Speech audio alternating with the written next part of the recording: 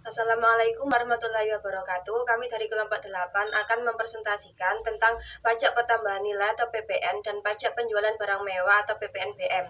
Saya Husnul Khotimah. Berikut presentasinya. Pengertian PPN. Pajak pertambahan nilai adalah pajak yang dipungut atau dipotong atau pengusaha kena pajak PKP yang berkaitan dengan transaksi penyerahan barang atau jasa kena pajak di dalam daerah pabean yang dilakukan oleh wajib pajak badan maupun orang pribadi. Sedangkan PPNBM berdasarkan undang-undang yang berlaku di Indonesia, pajak penjualan atas barang mewah merupakan pajak yang dikenakan pada barang yang tergolong mewah yang dilakukan oleh produsen atau pengusaha untuk menghasilkan atau mengimpor barang tersebut dalam kegiatan usaha atau pekerjaannya. Selanjutnya, dasar hukum PPN dan PPNBM berikut. Kemudian penyerahan barang atau jasa kena pajak. Berdasarkan Undang-Undang Nomor 18 Tahun 2000 Pasal 1A menyebutkan beberapa jenis transaksi yang termasuk dalam jenis penyerahan barang kena pajak. Jenis penyerahan tersebut antara lain sebagai berikut. 1. Penyerahan hak atas barang kena pajak karena suatu perjanjian. 2. Pengalian barang kena pajak oleh arena suatu perjanjian sewa beli dan perjanjian leasing. 3. Penyerahan barang kena pajak pada pedagang, perantara, atau melalui juru lelang. 4. Pemakaian sendiri dan atau pemberian cuma-cuma atas barang kena pajak. 5. Persediaan barang kena pajak dan aktiva yang menurut tujuan semula tidak untuk diperjualbelikan, yang masih tersisi dalam saat pembubaran perusahaan sepanjang pajak pertambahan nilai atas perolehan aktiva tersebut menurut ketentuan dapat dikreditkan. 6.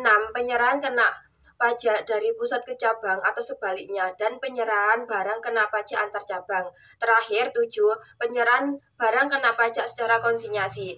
Materi selanjutnya akan dipresentasikan oleh teman saya. Terima kasih. Selanjutnya, penyerahan barang atau jasa kena pajak di dalam suatu perusahaan, khususnya bagi perusahaan dagang maupun manufaktur, ada dua metode pencatatan persediaan, yaitu metode perpaktual dan metode fisik. Yang pertama, yaitu metode perpaktual, mencatat persediaan atau barang kena pajak berdasarkan pada akun persediaan, sehingga mutasi persediaan setiap waktunya dapat diketahui ketika perusahaan membeli barang atau persediaan. Maka perusahaan akan mencatat sebagai berikut: persediaan di sebelah debit, kas atau hutang dagang di sebelah kredit. Ketika barang atau perusahaan tersebut dijual, maka perusahaan akan mencatat kas atau piutang dagang di sebelah debit dan persediaan di sebelah kredit.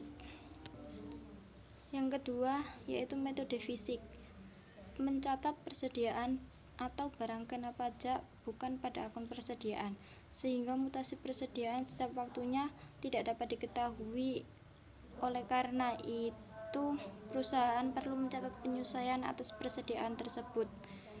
Ketika perusahaan membeli barang atau persediaan, maka perusahaan mencatat sebagai berikut: pembelian di sebelah debit, kas atau hutang dagang di sebelah kredit, persediaan di sebelah debit, harga pokok persediaan di sebelah kredit. Ketika barang atau persediaan tersebut dijual, maka perusahaan akan mencatat sebagai berikut: kas atau piutang dagang di sebelah debit, penjualan di sebelah kredit, harga pokok persediaan di sebelah debit, dan persediaan di sebelah kredit.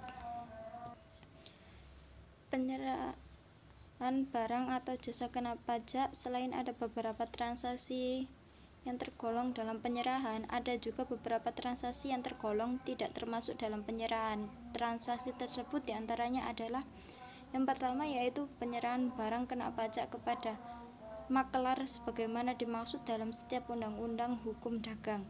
Yang kedua, yaitu penyerahan barang kena pajak untuk jaminan utang piutang.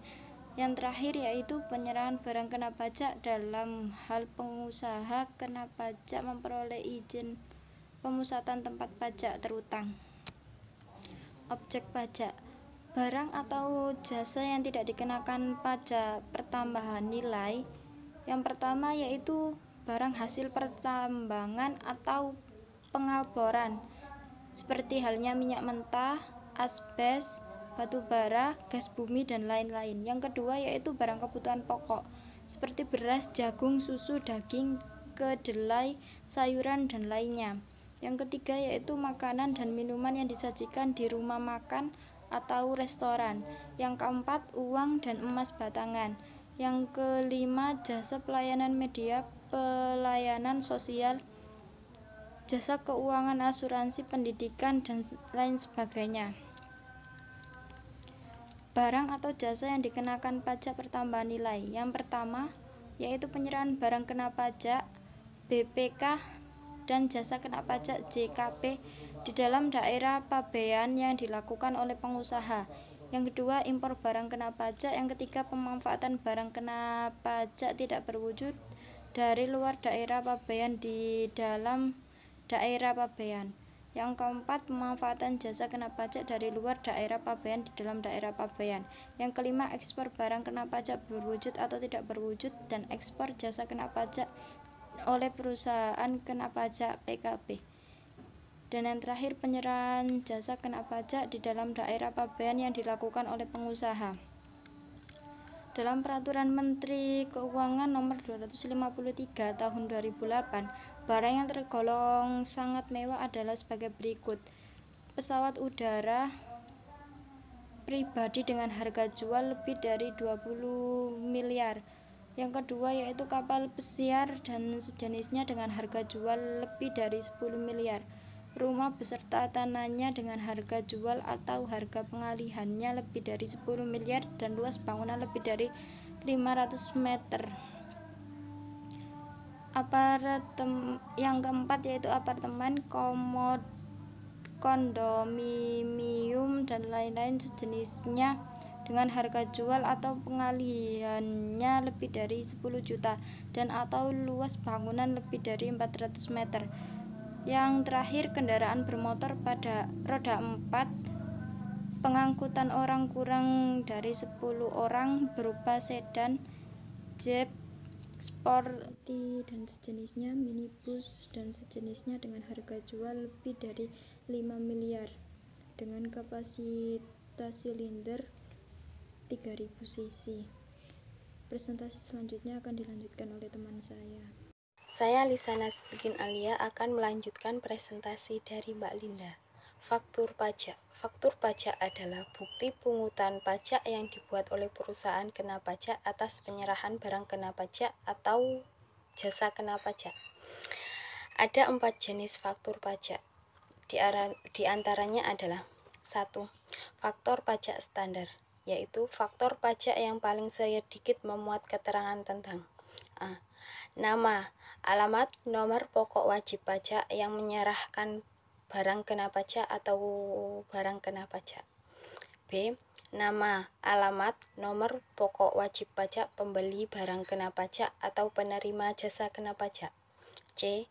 Jenis barang atau jasa, jumlah harga jual dan penggantian dan potong harga. D. Pajak pertambahan nilai yang dipungut. E. Pajak penjualan atas barang mewah yang dipungut. F. Kode, nomor seri, dan tanggal pembuatan faktur pajak. Dan yang terakhir, nama, jabatan, dan tanda tangan yang berhak mendatangani faktur pajak. Yang kedua, faktur pajak gabungan, yaitu faktur pajak standar untuk semua barang penyerahan pajak atau penyerahan jasa kena pajak yang terjadi selama 1 bulan takwin kepada pembeli barang kena pajak atau penerima jasa kena pajak yang sama. Yang ketiga, faktur pajak sederhana adalah faktur pajak yang dapat dibentuk slip kas register atau segi kas register yang dibuat oleh pedagang eceran selain yang menggunakan norma perhitungan penghasilan neto dapat diperlakukan sebagai faktur pajak sederhana.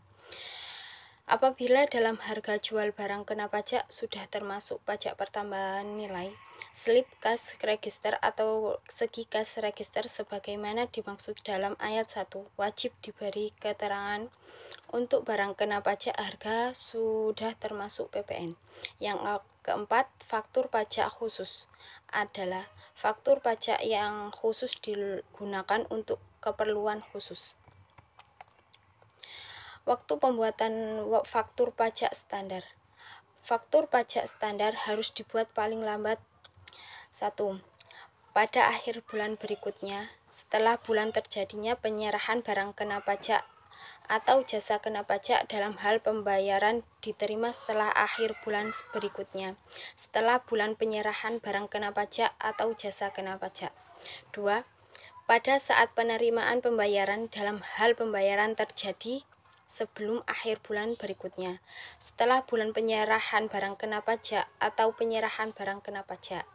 Yang ketiga, pada saat penerimaan pembayaran dalam hal penerimaan pembayaran terjadi sebelum penyerahan barang kena pajak atau sebelum penyerahan jasa kena pajak.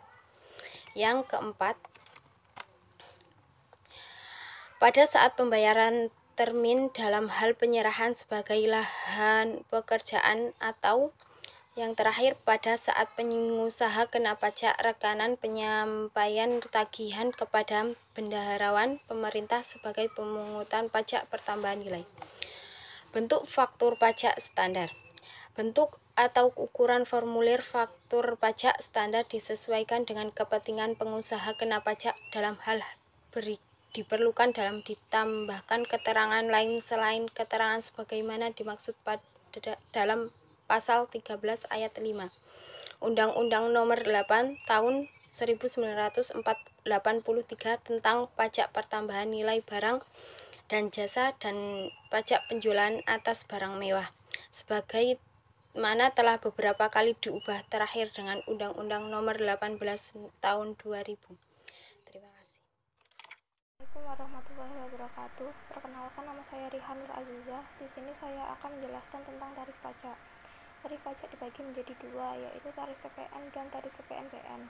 Tarif PPN dibagi menjadi dua macam, yaitu yang pertama 10% untuk semua jenis penyerahan barang atau jasa kena pajak kecuali ekspor. Jumlah ini dapat berubah sesuai yang diatur dalam peraturan pemerintahan serendahnya 5% dan setinggi-tingginya 15%. Yang kedua yaitu 0% untuk ekspor. Hal ini dikarenakan tujuan pemerintah untuk meningkatkan sumber devisa negara. Sedangkan untuk tarif PPNBM juga dibagi menjadi dua macam, yakni tarif pajak penjualan atas barang mewah. Tarif paling rendah yakni 10% dan paling tinggi yakni 75%. Yang kedua yaitu atas ekspor barang kena pajak yang tergolong mewah dikarenakan pajak dengan tarif 0%. Selanjutnya yaitu dasar pengenaan pajak. Dasar pengenaan pajak dibagi menjadi 5. Yang pertama harga jual, yang kedua nilai penggantian, yang ketiga nilai impor, yang keempat nilai ekspor, dan yang terakhir nilai lain yang ditetapkan oleh Menteri Keuangan. Berikut yaitu contoh dari PPN dan PPNBM. PT Irsyadi Jaya merupakan sebuah perusahaan yang memproduksi berbagai macam barang elektronik mewah seperti AC dan lemari pendingin. Barang yang diproduksi di sini termasuk dalam kategori barang mewah dengan tarif PPNBM sebesar 20%. Pada bulan Desember tahun 2017, PT Irsyadi Jaya menjual lemari pendingin ke toko Ahmad sebanyak 30 unit dengan harga jual per barang 6 juta. Ditanya, berapa nilai PPN dan PPNBM yang harus dipungut dan dibayarkan PT Irsyadi Jaya kepada pemerintah? Berikut yaitu jawabannya. Merupakan jawabannya, PPN sama dengan tarif PPN dikali harga barang dikurangi PPNBM. PPN sama dengan 10% dikali 30 dikali 6 juta dikurangi harga barang total dikali 40%. PPN sama dengan 10% dikali 180 juta dikurangi 180 juta dikurangi 40%. PPN sama dengan 10% dikali 108 juta sama dengan 10.800.000, sehingga total pajak yang harus dibayar PT Irsyadi Jaya adalah